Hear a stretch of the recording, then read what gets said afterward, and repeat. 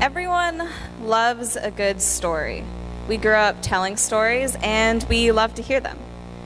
My story that has me in front of you today began when I was about 12 years old. That was when our church would go down every year to the Tapestries of Life ministry in Mexico and help build an orphanage. And that is when I dreamed that I would go to Mexico. When I was 12, and then when I was 13, and when I was 14, and my mom kept saying no, and I didn't know why, and I guess you just don't really let a 13-year-old go down to Mexico by herself, so it makes sense. But 8 years later, I finally got my chance to go. And I made it down to Puebla, Mexico, with my 3 best friends from college. This is Christy, Athley, and Kelsey. And Athley is the one in the middle, not next to me with the military hat from my dad. Yeah, that's me. And so Athley's in the middle, and she is a missionary kid who actually lives in Mexico. And we got to stay with her family and work with her family's ministry as a part of our time there. This is her and her family, and then her dad as well. So, Puebla is in the center of the country of Mexico. If you can't visualize that, basically there's no way I could commute from Texas to where I was ministering. It's smack dab in the middle of everything. While on this mission trip, my time in Mexico was different from any other mission trip I've been on. I didn't just go with my friends, but with the girls who had been with me in the first-year program that was for art at my college. My ministry was primarily through teaching art classes. We taught 3 different classes, worked with 3 different ministries, and this morning I'm only giving a glimpse of my experience, but I have more to share if you're interested, and ask me later. Our first week, we taught over 60 kids at an orphanage about 45 minutes outside of Puebla. The orphanage is run by a ministry called Esperanza Viva. It means living hope. They house about 85 kids from infants to grads, with additional staff, making the total amount about 150 people. The kids brought in have a variety of family situations, and some are even living on the streets. Through a sponsored child program and donations, the children are able to get the funds they need for proper schooling and clothing, and are raised at the orphanage. They sleep there, eat there, and are taken to church. Esperanza Viva also runs a church, an internship program, the school the kids are in, and host short-term mission teams. This is all the background information of the place I was staying at for about 5 days or so. So, our first week, we taught about 60 kids, ages 8 to 18, at the orphanage for about 2 to 4 hours each. That's a lot of kids for a lot of time. And that's a lot of crafts and activities to do to keep their attention for a lot of time. But, where was it? We had a translator for our art classes named LA. That's not LA, these are just pictures of the kids at this point. At one point, LA told me the new kids come, and when short-term teams arrive, they ask, "Why are all these foreigners here?" Her response, "God sent them here to play with you and to love you." Why did he do that? Because God loves you. How can you not love a face like this? You would really have to be a little bit heartless not to fall for these kids.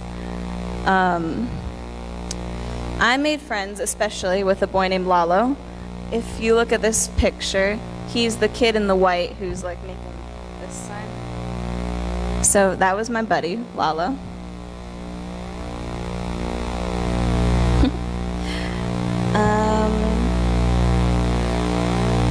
We played soccer, which is really interesting, between a girl who knows mostly English and not very much Spanish, and a boy who knows mostly Spanish and not very much English.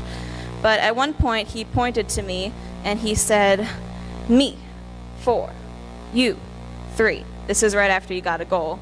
And then he went, "Champion."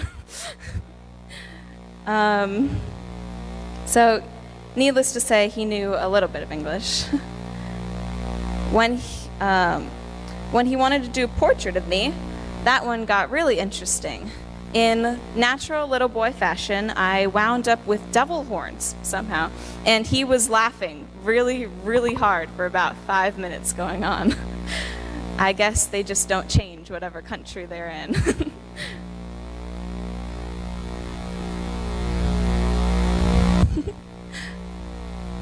The next week, our teaching was broken up into mornings at Puebla Christian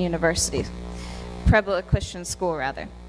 For PCS, as well as the orphanage and the church, our team gathered art supplies, created workshops, PowerPoints, lesson plans, videos, and ran the classes. Finally, I'd like to focus on the church that we went to as well. In the evening, we partnered with Athletes Parents Ministry, which is called International Leadership Advancement Ministries, or ELAM. ELAM seeks to effectively communicate biblical truth to oral learners, so people who may not be able to write or read very well, who just speak and tell stories that way. ELAM has designed a communication method so that it's easy to if they say it, then whoever's listening to it can easily repeat it as well.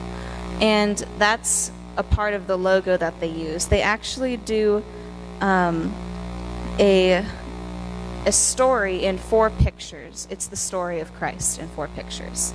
So, simplified, Christ is born, and there's a picture of the nativity. That's a colored-in nativity, if you can see it. Christ dies, which is the cross. Christ is resurrected. Why?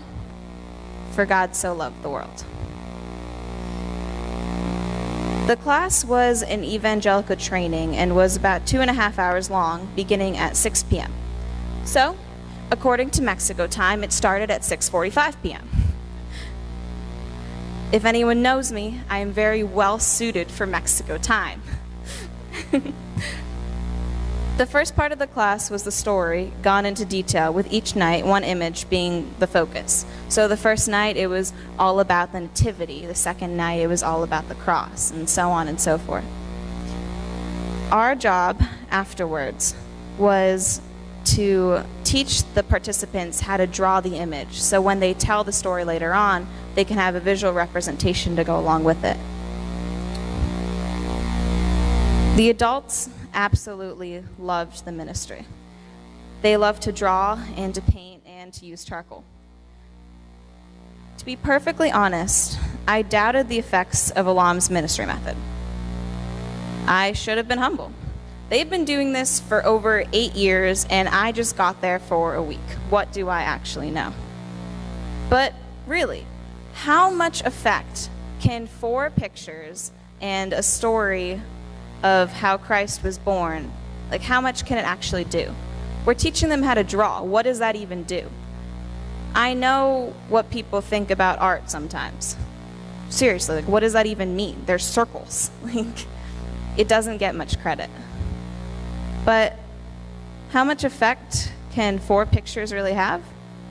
Attached to the gospel, a lot. People actually went home and shared the story through their art. You know, when your kids would come home and be like, look what I did in school today, and show you a picture. It's the same way with adults, okay? Don't be fooled. You do something and you're proud of it and you want to show everyone. And if it has some meaning behind it, you want to share that as well. Kids kept repeating the story and proudly telling it to whoever would listen, the fact that they knew all the words and what was going on. Art about Christ became a sacred work. And I witnessed the power and spirit of Christmas in Mexico in the month of May. A lot of times we limit the story of Christmas or the story of Easter to only the times we actually celebrate it. Turns out, those amazing feelings and dreariness and just excitement and love that I get every single year, it wasn't the month that made it come anymore. It was the story itself that made it come. The hunger for the gospel was contagious, and I was humbled beyond measure. Plucked from my judgment seat and placed before the cross. If God can defeat Goliath with a stone, if God can defeat an army with 300 men, if God can come to earth and tell the world how much he loves us through a baby in a manger and a man on a cross, who am I to limit the power of the gospel of truth through pictures?